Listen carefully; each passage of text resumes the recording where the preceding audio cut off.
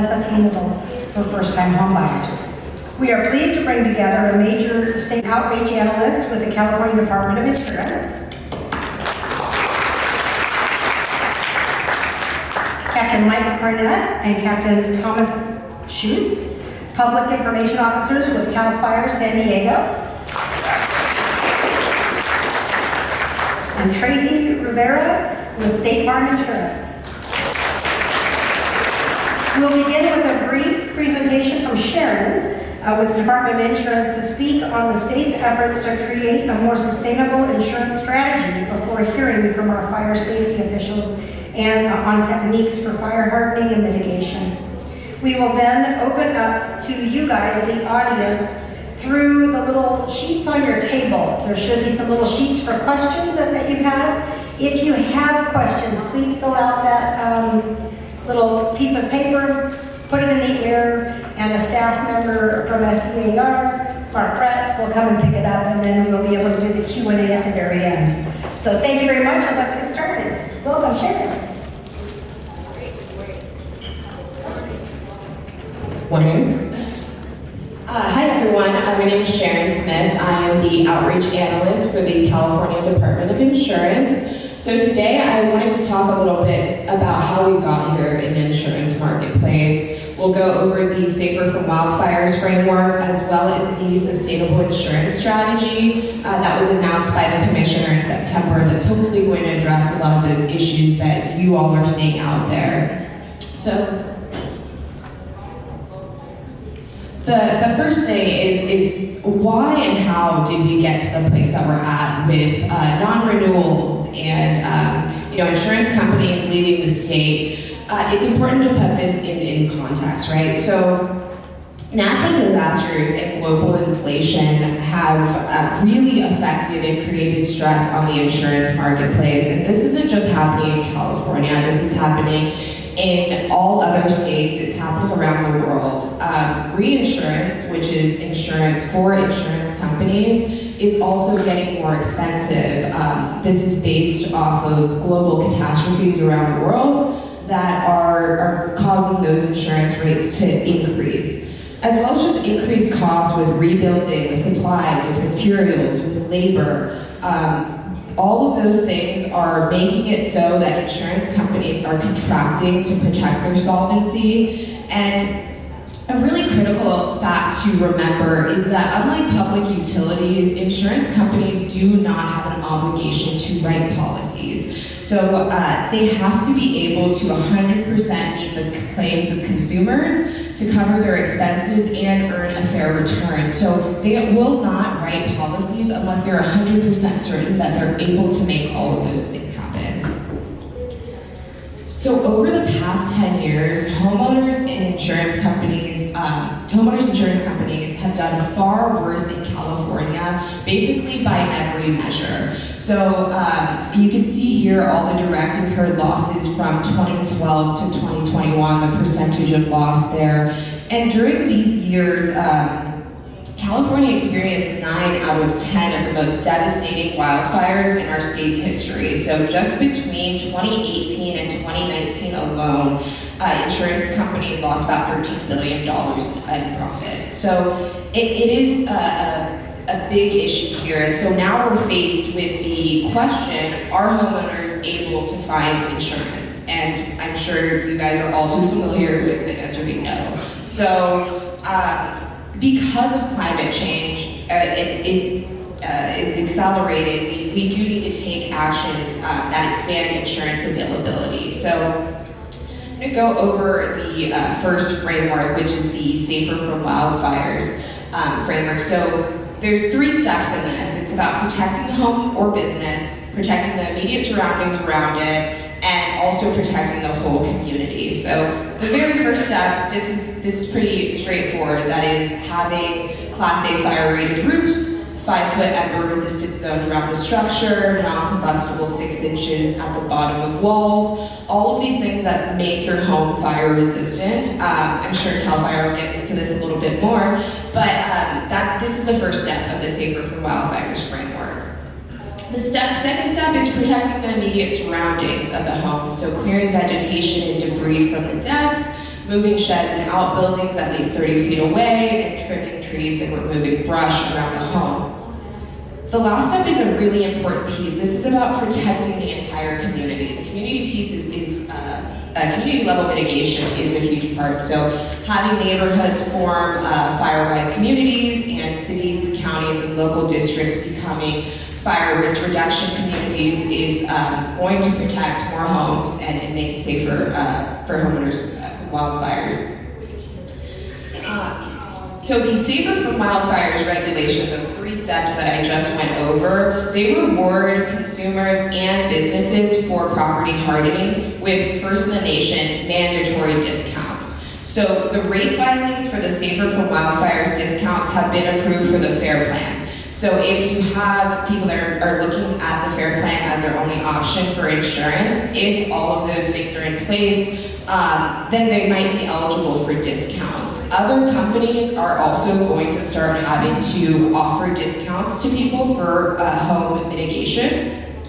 But that's kind of in the process of being approved. So hopefully within the next 6 months or so, those rate filings are approved, so you should start seeing discounts at least if you are taking those steps for home mitigation. And the discounts are piecemeal, so it doesn't have to be you've done step 1, 2, and 3. If you have a Class A fire rated roof, if you've done the enclosing events, if you've done part of it, those discounts are piecemeal. So that is something that isn't happening all over the country, so that is kind of unique to California.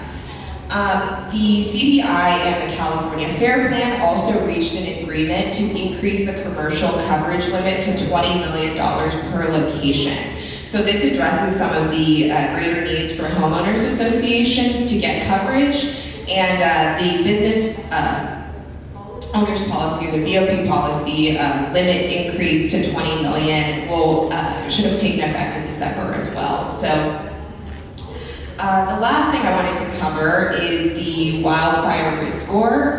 These regulations allow consumers to request and appeal their risk score. So a lot of people don't know that each insurance company is assigning a wildfire risk score, and you're entitled to see that score. So before you buy a home, a seller has to be able to show you what mitigation they've done on the home and get information on that before they're even able to sell that.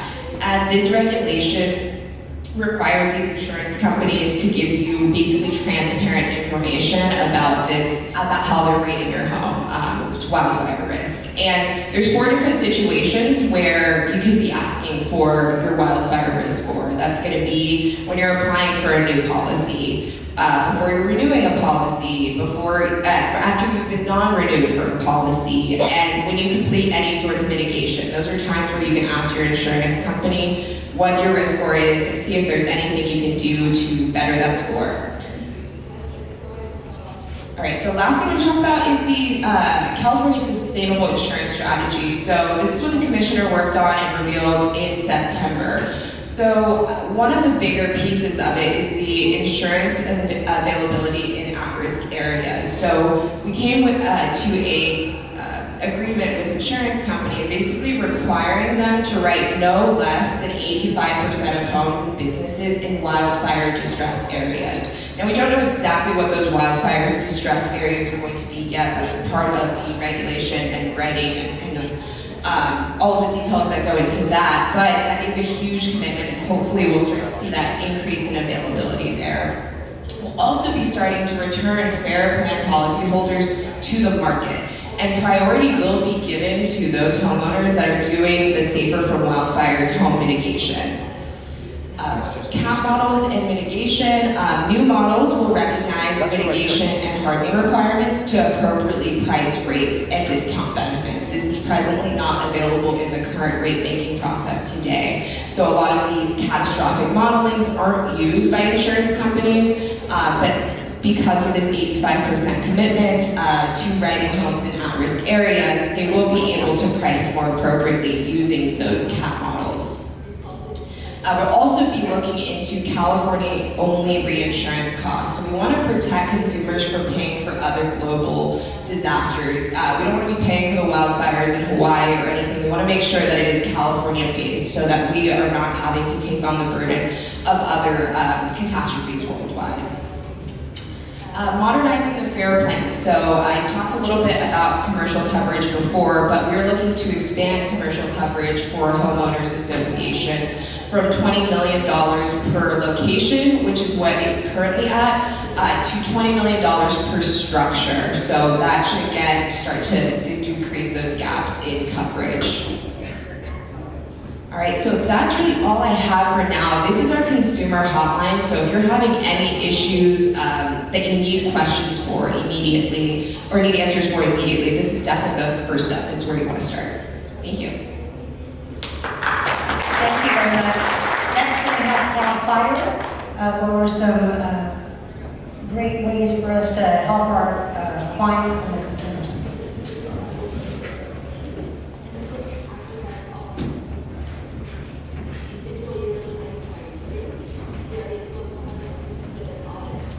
Good morning, everybody. My name is Thomas Schutz. This is my partner, Mike Cornett. We're out here in San Diego County for CAL FIRE, so we're for CAL FIRE, San Diego County Fire. We're talking today about the defensible space portion and then the AB38 portion, which they're trying not to call AB38. You're going to be in a bad spot. You want to have a place that you can see 5 feet. So that's going to become a lot bigger deal for you folks because the enforcement on that really hasn't started yet. We're still in that education phase. It's one of those timelines that's been bumped back multiple times, and the reason is because nobody wants to remove the vegetation that's right up against their house. A lot of homes were designed to have that nice vegetation buffer. A lot of folks, for a number of reasons, energy savings, cooling, using the heat out of effect, all that stuff, have vegetation that is within that 5-foot zone of their structure. And what we're essentially saying now is that first 5 feet around your structure is absolutely critical. Please clear it off. And people don't want vegetation on the sides, that wood and gate that's carrying that fire right up to the side of your house. All these things, the embers are able to take advantage, get into your house, and essentially bring your house down from the inside out. As you can imagine, when there's a major firestorm going on, it's really hard to tell when a house is on fire because the whole place is filled with smoke, and it's also hard to get resources out there to do anything about it. So anybody who was around in 03 and 07 saw as that fire moved from a backcountry problem to, hey, we're now in the city of San Diego burning down structures. It is a real deal. We've gotten really lucky here in San Diego County recently, but we can't ride on luck, right? The potential is still there. We have the same vegetation, the same topography, the same weather patterns. The weather patterns just haven't been lining up with where we've gotten the starts to really create that same situation, but ultimately we're in the same boat. So important for you folks because that 0 to 5, we're gonna be coming out and doing the inspections. Right now, we're not harping on the 0 to 5. Ultimately, that's gonna be a problem if you can't get the disclosure signed, having that area cleared. So I'll turn it over to Mike, who's going to talk about the AB38, defensible space inspections for real estate transactions, and kind of go into what that really is. Good morning, thank you for having me. So, as Thomas said, the defensible space inspections for real estate transactions was formerly AB38, which has been used multiple times now, so that name is kind of a past issue, but it requires the buyer of people or properties in high or very high hazard severity zones to get this inspection. This went into law in 2021, July 1st. As you can see here, this map looks at the different jurisdictions and different zones that we have in California, and specifically San Diego County. This is around the Escondido area. You can see the different colors of zones there, and the areas in red and in pink and that kind of peach color. Those are all the areas that are in the very high or high severity zones that are determined by the state fire marshal. These are the areas that are going to require that AB38 inspection. And that's outside of the local areas. Some of the red one, the dark red areas are in the local responsibility, so that could be within the city of San Diego, within a special fire district that's not protected by CAL FIRE. Here's part of the addendum for the fire hardening. Is you can see in the highlighted areas, it's only required for sellers of residential properties. The properties contain 1 to 4 units and are located in the high or the very high fire hazard severity zones. As we talked about, it's only required for the sellers for properties 1 to 4 units in those zones. And that website is a space or the website that you can find the dispensive space inspection information, and that's where you can request an inspection to our website through our agency. It's a website again, or you can type in CAL FIRE inspection.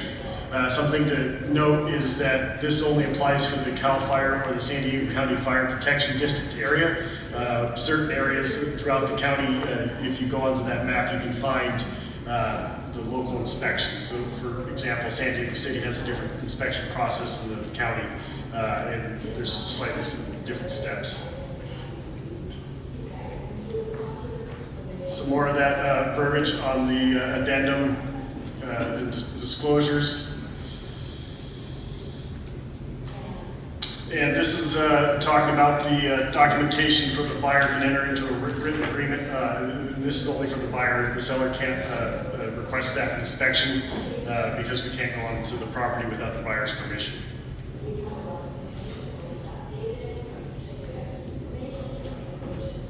Yeah, I think that's the nut and bolts of it.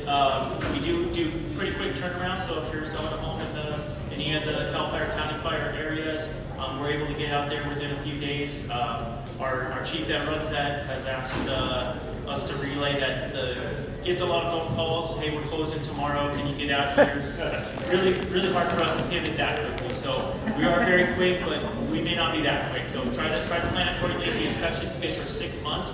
So get it early, get it over with, get it out of the way, and then you're good to go. Depending on your area, there is a small fee for some areas, but most of them kind of cap out right around $150, so not going to break the bank. Thank you. Thank you. Next we have Tracy, who's going to kind of go over some State Farm insurance, what they do at State Farm to help us out. Thank you, Tracy. Hi, Tracy Rivera. I'm a local State Farm agent in Imperial Beach. I have been with State Farm since 1987, which is right when Prop 103 started. I was a young girl then, and not that old now, but my experience with the insurance has been through Prop 103 all the way through. I've been involved in the Personal Insurance Federation of California, PAC, and involved in the legislative matters and going to Sacramento every year for at least 25 years to help with this with the issues that we have with the insurance. California is is the largest insurance market, and we really want to return to selling insurance in California. We were shut down in June by State Farm, not writing any new business. We're not non-renewing any business, but I can't replace anything. Somebody moves, I can't replace them. The impacts that this has been pretty dramatic, and not just my customers, but also my employees. I went from 9 team employees down to 2.5. Not being able to write fire insurance or accommodate people has been very problematic for not only you in selling homes, but as I said, people's livelihood and income and the ability to pay their bills and things like that. One of the reasons I think I was asked to come back and speak, I spoke to a smaller group in August earlier last year, was what is it we can do to help do this? As a State Farm agent, as a small business owner, one of the things that I do and encourage you guys to do as well is to get involved, as they talked about here earlier this morning, was engage, educate yourself on the matters which you're doing here. So I commend you for being here and educating yourself, but then help educating your clients on the matters. Getting involved with the legislators, helping them understand what the problems are so they know how you feel and how it's impacting you. And then I heard you guys talk about contributing and even the $20. I'm here to tell you that you should consider your contributions to your PAC as insurance for your income. You need to be engaged, you need to contribute, especially in an election year as we are, contributing in more than $20 if you can. Consider it insurance on your income and engage those around you to do the same. And I'm sure I'll be able to answer some of the other questions that you guys have coming up. I didn't have any thing that needed to be actually prepared because the Department of Insurance and CAL FIRE have done a great job. So thank you for having me here today. All right, if you have any questions, go ahead and raise them in the air and we'll have them come pick them up from you. We'll get as many as we possibly can. We have a whole bunch that are going to CAL FIRE. So let me grab some of those, okay? Okay, please explain AB 1280 regarding new fire hardening disclosures. Are you guys able to do that, or do we need to wait for Gov. Hutchison at the next one? Yeah, let's wait for that guy.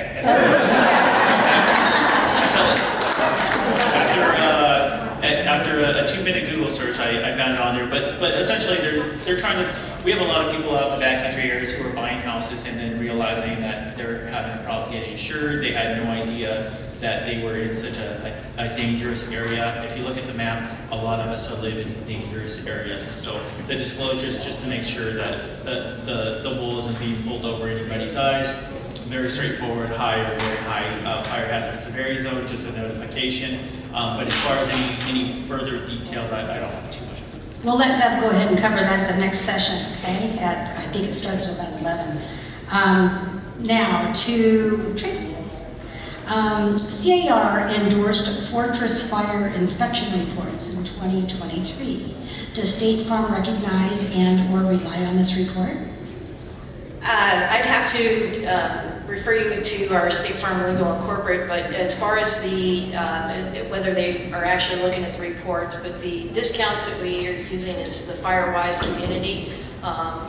When you look at hardening one home and not a community, it doesn't always make that impactful on the safety of that home, the whole community. We support the regulations that are being brought forward to help with the sustainable long-term of the insurance. Thank you very much. Sharon, you seem to defend the insurance companies. This isn't from me. You say insurers paid out $13 billion over 10 years. That's their job and responsibility, correct? No, I mean, I was having this conversation with Tracy earlier, but the insurance marketplace includes insurance companies. And when we're looking at solutions, we do need to find solutions that work with everyone. Insurance companies do not have an obligation to write policies. So we really try to make sure that the California insurance marketplace is as enticing as possible so that they continue writing policies. It's just a function of the way that the system is designed that we do need to work with insurance companies. We do need to be collaborative with them. Okay, thank you, sorry. This is to CAL FIRE. Do you have a Zone 0 compliant home? Be honest. That was in parentheses, by the way. Like they're gonna lie, okay? We have a Zone 0 compliant fire station. That's got to count for something, right? My home is not in the high or very high fire hazard severity zone, so I would say no, I don't. I have a wood gate attached to my structure. I'm also surrounded by a lot of other homes in hardscape, so I'm less concerned about it, because I'm not in that area. However, if I was in the high or very high, Mike and I have been fighting fire for 20 years. We know what a big deal that is. And so, no, I would not start with the ripping out of the gate and change it to metal, but I would do a lot of stuff around that 5 feet zone to make sure that I wasn't adding to the problem. And I'll just add that I live in Ballpark, so it's a little more rural, but you can start taking some of those low-hanging fruit for example, I have a rose garden that had bark on right up next to the house. So recently, I just took all that bark out and switched it to gravel. So there are a lot of low-hanging fruit of those projects that you can take care of. Thank you. We have another one for you guys. Actually, it's a two-part question. How often is CAL FIRE supposed to inspect every home located in a high fire hazard severity zone?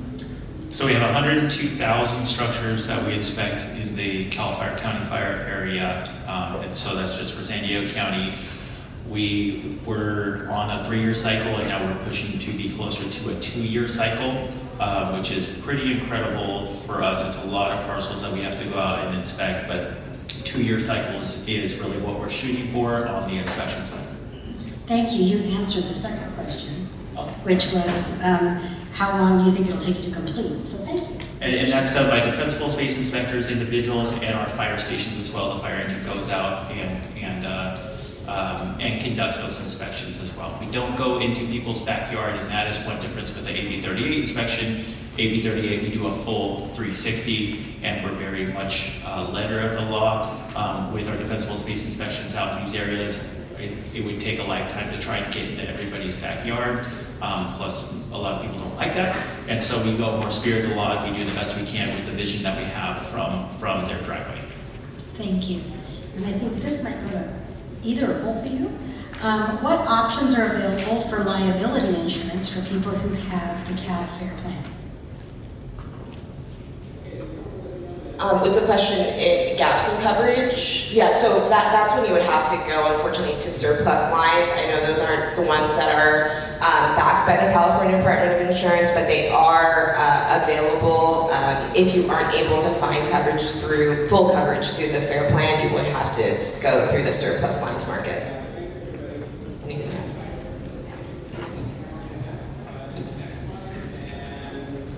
have anything to add? Okay. All right. When will Zone 0 be enforced in San Diego?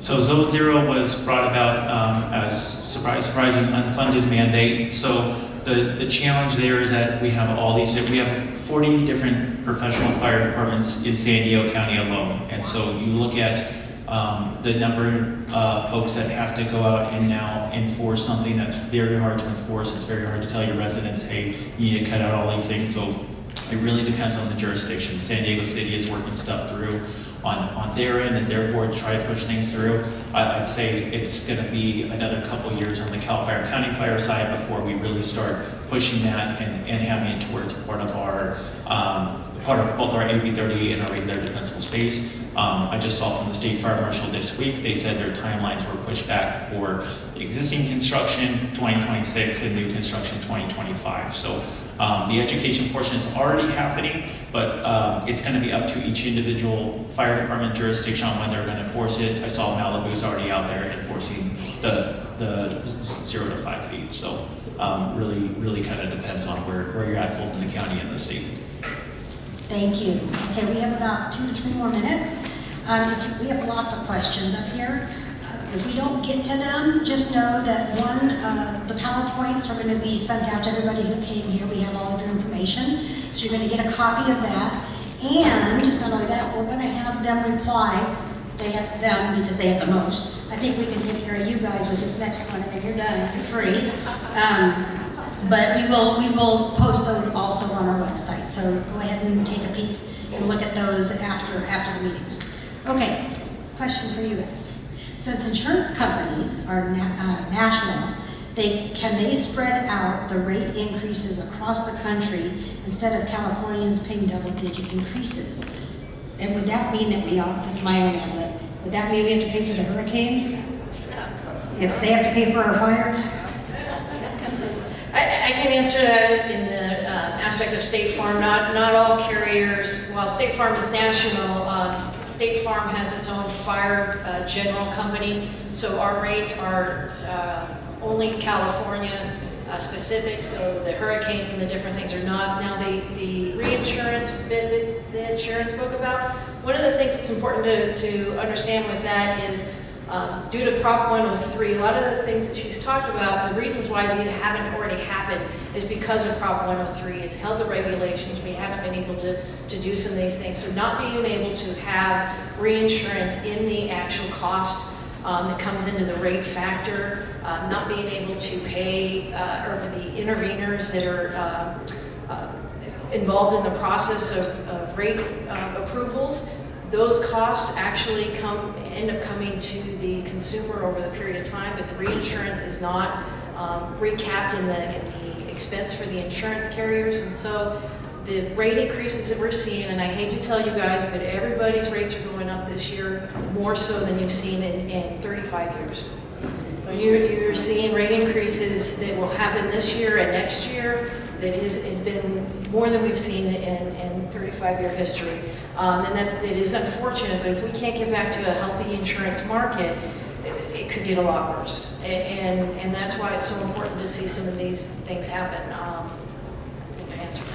Thank you for that news. Just one more thing about the rate increases is that when rate filings are approved by the California Department of Insurance, let's say that an insurance company asks for 20% and we approve like a 12% increase, that does not mean that every single home is going to go up 12%. That is variable throughout the state as well. So maybe somebody in downtown Los Angeles might not see a change, but somebody in Alpine might see an increase. So it is spread out throughout the state as well. Thank you. Okay, you guys, we are done. Thank you so much for coming. What a great panel we had up here, don't you think? And like I said, you guys are already all registered because you registered to come to here. So you will be receiving from us an email. Look for that from SDAR so that you can click and see the presentations that are happening today. And if you missed one, they'll be on there as well. So you didn't really miss it. You're going to get to have a chance to go look at those as well. Okay, thank you so much. And you have about a 5-minute break. Thank you. We're at the UC San Diego Homelessness Hub. For those who are unaware, UCSD has in their Department of Urban Studies and Planning, has the only also undergraduate real estate development program in the UC system. So through that Urban Studies and Planning department, we have the Homelessness Hub that does research and conducts as a research entity in conjunction with local and state and federal institutions. So Dr. Nations actually earned her PhD from UC San Diego in sociology. She now leads the Homelessness Hub's research projects and initiatives related to homelessness and housing insecurity. Ryan Klumpner, sitting right next to her, is the vice chair of the San Diego Housing Commission. And the San Diego Housing Commission fosters social and economic stability for vulnerable populations in the city of San Diego through quality, affordable housing opportunities, for financial self-reliance, and homelessness solutions. Ryan is a UC Davis graduate with extensive experience in public policy, serving as the chief of staff for elected officials in the California State Assembly and the San Diego City Council. And to my right, I have Jim Anderson, who is the chief development officer for Chelsea Investment Corporation, one of San Diego's leaders in creating and preserving high-quality, affordable rental homes. He's a former partner with JLA, this former senior VP of Trammell. Many of you might be familiar with some of the projects he's worked on. Currently, it's Midway Rising, which a lot of us are hoping we get, hopefully another NBA team back down here. We were talking about this earlier. So Chelsea has developed, in addition, over 100 affordable communities and nearly 3,500 inclusionary units in Southern California. So Jim has over 30 years of experience in a variety of roles in the real estate industry.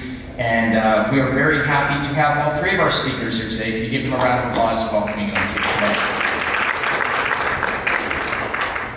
So what I'm going to do is I'm going to start with each of our panelists kind of describing their ongoing work and the progress being made in San Diego before we open it up to some other questions and then you, the crowd. So if I can, Dr. Nations, if I can start with you.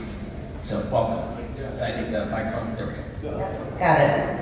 Okay, thank you.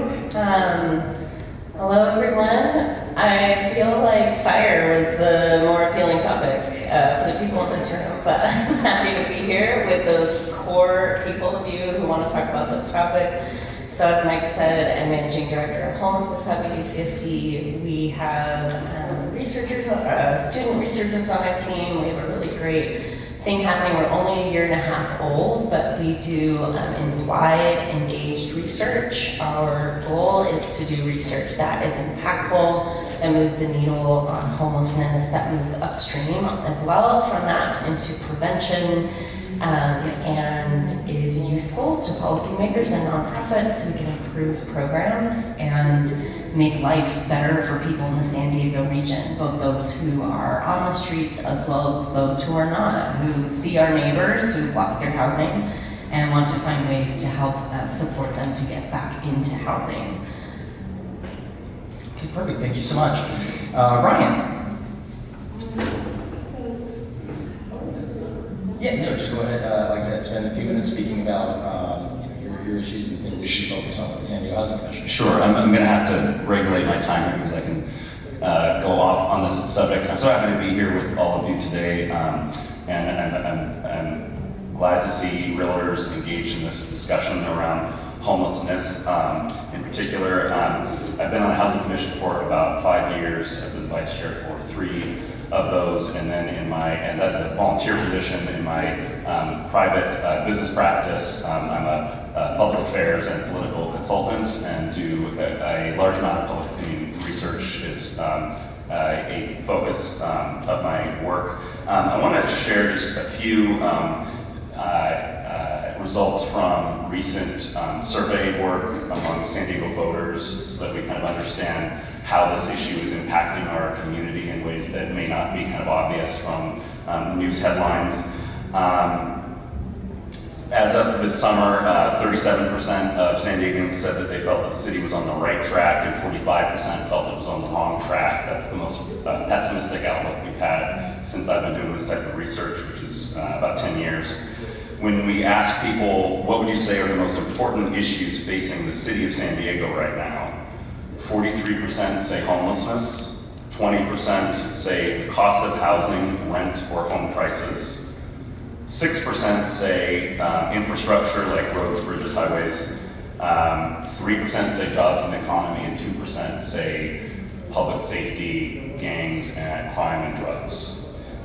So that just kind of gives you a sense of how dominant, if you add homelessness and the cost of housing, we are over 60, close to 70% of San Diegans are saying that that is their top concern. When we ask people whether they or members of their immediate family have considered moving to a different city because of the cost of housing, 45% said yes and 55% said no. That split is almost exactly along the lines of renter versus homeowner. So nearly everybody who is in the rental market knows or is thinking about moving to places with lower costs of housing, and nearly everybody who owns a home feels secure in this market. Has your household income kept pace with how much you spend on housing? 49% said yes, 46% said no. Again, that's almost exactly in line with how many people are renters versus homeowners. And would you like more housing options in your neighborhood, such as townhomes, duplexes, condos, and apartments? A little more controversial now. 50% said yes and 49% said no in the most recent survey. That is a 10-point swing from even just 8 months ago. And so this anxiety that our residents are feeling about the cost of housing and about the increasing homelessness is fundamentally changing how they are thinking about what they want to see built and are willing to support in this region to try to address this problem. And the last thing I'll say before we pass it on is that homelessness is a housing issue. And that is not to say that there are not factors like addiction and mental health and behavioral health challenges that explain who ends up homeless. But when you look at research that looks at the entire country and compares cities, places that have much, much higher levels of addiction and mental illness oftentimes have lower levels of homelessness because they have low cost of housing. And the places that oftentimes, like San Diego, have, relatively speaking, lower levels of addiction and mental illness challenges have much higher levels of homelessness because of the cost of housing. And so at the Housing Commission, we do spend a lot of time addressing those other factors and providing those supportive services. But fundamentally, we need to create a rental market that allows people to have upward mobility where they can move towards home ownership. And we need to create a housing market in general that extends all the way down to people that have nowhere else to go other than homelessness, or else we will continue to see this problem increase. So Brian, thank you. And thank you for bringing up, I think there is a big, if you want to, aside from it, misconception about what causes homelessness. I think the quickest way to fix that problem is to have that true understanding of what it is and what has brought it to where it is now. So, Jim, if you could please. So my role is a little bit different in that what we do is manufacture affordable housing. That's all we do. We've, I think, completed our 150th project in our history, headquartered in Carlsbad, and really our focus has been San Diego County, but certainly we've done a lot in the rest of California, Arizona, Nevada, and New Mexico. We're actually starting our first project in Utah. So we're kind of a regional player, but I think our heart and our base is here in San Diego. And as Ryan mentioned, and certainly Jennifer, homelessness is an outgrowth of the lack of housing, period. We have a supply problem in California. Our population has grown over the last 30 to 40 years in a much quicker fashion than we've manufactured housing. So the problem has typically gotten worse every year, and the housing continues because of that lack of supply and costs going up regionally. That the housing just gets more expensive and more expensive. And the delta between what you can afford and what it costs is getting more acute. Whoever would think that San Diego is the most expensive regional municipality in the entire country? You think of San Francisco, you think of New York, you think of various other cities. San Diego is priced out of the market. Median income in San Diego for a family of four is about $100,000. And so when you're talking about what is affordable, 50% of median income, which is considered to be very low income, 60% of median income is considered low income. We're talking people making $50,000 and $60,000 a year. We're not talking about people who are working. It's oftentimes people who have one job, two jobs, and they've got kids in their household and they simply cannot afford housing. The only way that they can afford housing is double up or triple up with somebody else, be a long way from their jobs, and we all know the price of gas and operating a vehicle, or have the opportunity and the good fortune to run across affordable housing. So there are limited numbers of choices. And as Ryan mentioned, homelessness is not just a one-size-fits-all problem. It's not just the folks that you see on the streets who have addiction issues or mental health issues, although that is a part of it, but that's the tip of the iceberg.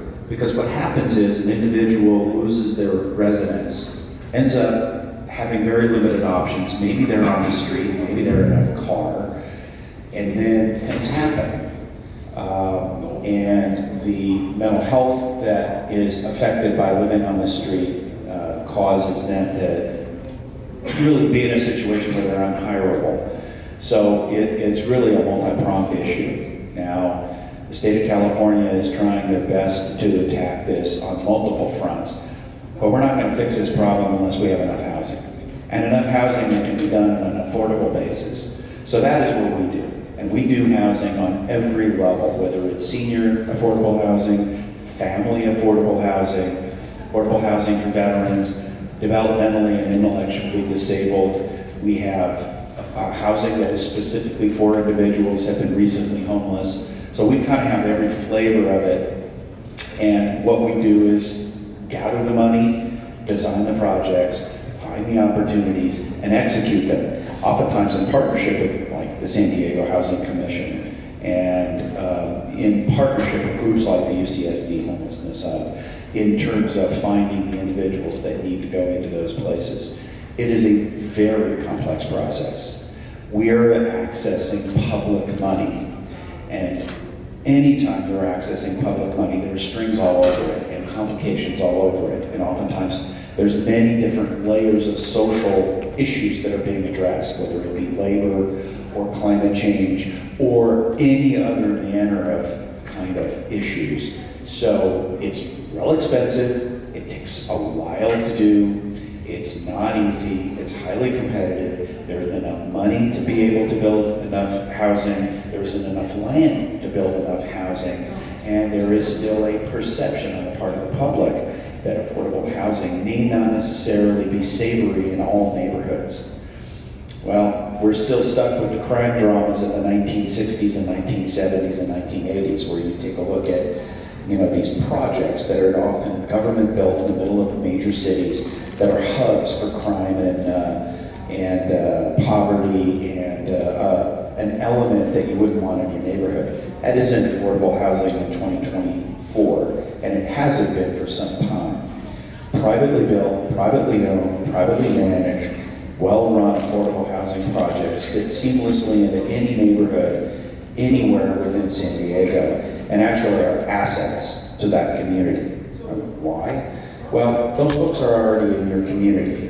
They're at the coffee store, they're at the restaurants, they're at the schools, they're at the office buildings, they're everywhere that you see every day. And you probably would run across these individuals in a typical day once, twice, 3, 4, 5 times.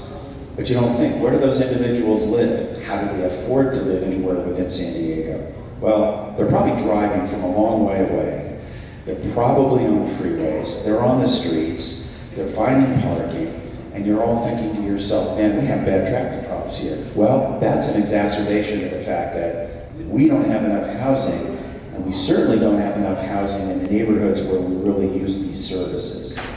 So it's a multi-pronged problem, and it's got lots of unintended consequences. So what is the solution? It's build housing. And it's building housing of all income levels for all of these different constituencies, whether it be the homeless individual who really just doesn't have an option, all the way to the families who need the housing, seniors who are extremely vulnerable on a fixed income, vets who are, again, pretty vulnerable, and other individuals that are within our group that we build for. So I'm about the supply side of this, and I can certainly talk more, Michael, about the challenges of the supply side, but also the opportunities of the supply side, some of the good news that's coming out. It's not all bad news. So that's sort of my opening comment about this. Brought up traffic. I'm originally from Orange County. I moved here 22 years ago. Did anyone ever have that thing where you actually get a little worried, you get mad at traffic and then you realize where you came from? That's traffic, right? So, I know Dr. Nations, you had a follow-up to what Jim was talking about. Discussing. Yeah, I think so. There we go. Yes. Thank you so much, Jim, for what you said. And I just wanted to add to one point Jim had made, which is there's the housing piece, but we see visible homelessness on our streets. And that housing is a preventative solution and is so important because right now our fastest growing population of people entering homelessness are actually seniors who are on fixed incomes. So it's literally an economic cause. And so if we can get people the housing that they can afford, I mean, right now, if you're on a fixed benefit, you're paying 80–90% of your income in rent, and that's simply not sustainable. But then there's, of course, we've been underbuilding, as Jim mentioned, for decades. We've got about 40 years of underbuilding. And there is a population now that we have, folks who've been living on the streets for a long time. And in that time have gone through traumatic experiences. So simply placing some folks into housing isn't enough. We do need supportive services for those individuals. And so affordable housing, again, is so critical there because some affordable